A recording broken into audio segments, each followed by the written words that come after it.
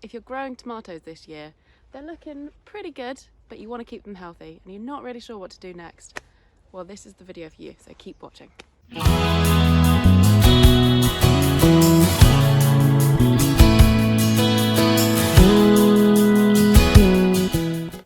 I'm Rachel, I'm a doctor of plant science and I've been growing fruit, vegetables and flowers on my allotment for the past 4 years now.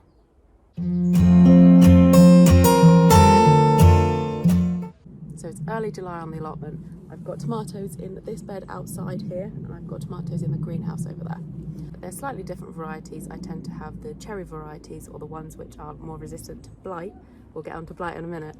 And then inside in the greenhouse I will usually grow my beefsteaks and any of the sort of new varieties to me which are maybe a little bit more challenging, but I just don't know yet.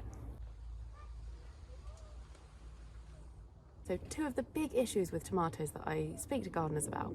Number one is tomatoes just don't ripen. So you get to the end of the season and you have a huge basket, but they're all green tomatoes. And while green tomatoes are lovely, you can make chutneys, you can make sauces, loads of different recipes out there. It's not a nice juicy red tomato, is it? So the main reason why that happens is because the plants went in late. The weather's been rubbish, it's not been warm enough, the tomatoes just haven't been able to get going quickly.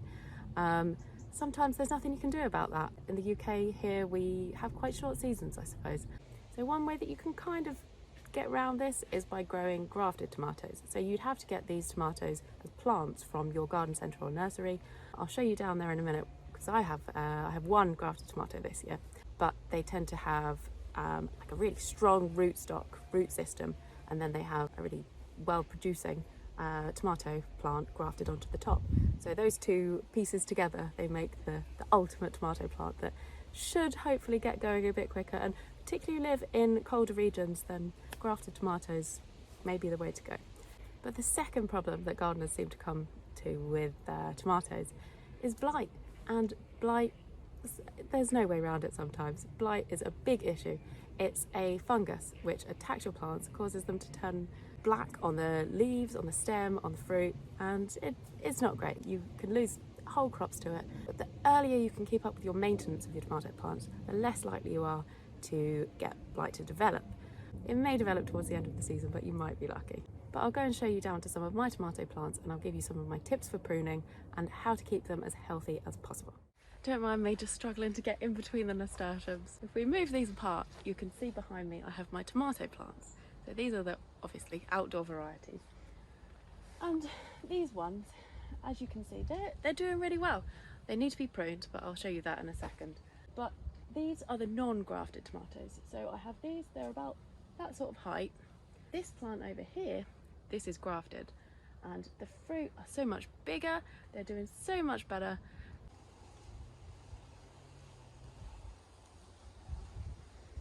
Now you can't save seeds from grafted plants, obviously you have to keep buying them every year, so maybe it may not be an answer to everyone. But there's certainly varieties out there that you can grow from the seed, which will probably be cherry varieties, but they'll be vigorous, they'll be early producing, maybe just not quite as good as grafted, but definitely worth looking around. So we're in the greenhouse now, and I thought I'd just show you how to prune your plants to make sure that they don't die, and hopefully it will reduce the chances of them getting blight. So the main objective here is just to increase airflow. So these are my lovely plants here. I have a few dwarf varieties at the front and sort of taller ones at the back. The first thing you should do is remove these lower leaves. So if I just clip them off. So blight itself is a fungus and it will actually bounce off the soil and go into your plants that way. On top of that, if you do feel like there's lots of leaves in the way, that it's getting a little bit crowded, then you can just thin leaves out. So while they're still quite small, I would say where these fruit trusses are, you would probably want to keep one set of leaves below and one set of leaves above. But as they're developing, you can snip those off too.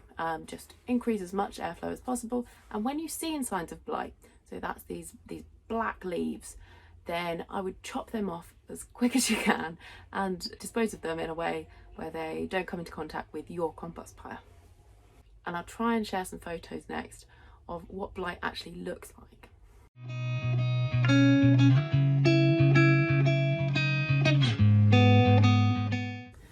another way to prune your tomato plants, particularly if you're in the UK when you have short seasons, so you're not going to get as much fruit as someone in, say, California. You would look at your tomato plant, you would see this is the main stem, this is the one that goes all the way up and it's got flowers and fruit coming off of it, and then this is a side shoot, so this has just leaves on it, so you would see what's in that little corner there and you can just pinch that off, just like that. I would probably recommend using secateurs to do it.